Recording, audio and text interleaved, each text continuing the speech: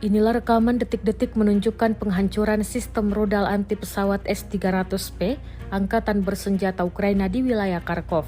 Rekamannya diunggah di Telegram Kementerian Pertahanan Rusia pada Senin, 19 Agustus 2024. Dalam keterangan unggahan disebutkan, di daerah desa Volnoye wilayah Kharkov, awak pesawat pembom tempur supersonik multifungsi Su-34 dari pasukan Angkatan Udara Rusia menyerang sistem rudal anti pesawat S-300P milik Ukraina yang menimbulkan ledakan. Posisi pertahanan udara musuh diidentifikasi melalui pengintaian udara, jelas militer Rusia. Serangan rudal dilakukan terhadap sasaran yang diintai dengan menggunakan peluru kendali X-35. Akibat serangan rudal terhadap posisi pertahanan udara, sistem S-300P Angkatan Bersenjata Ukraina diklaim hancur total.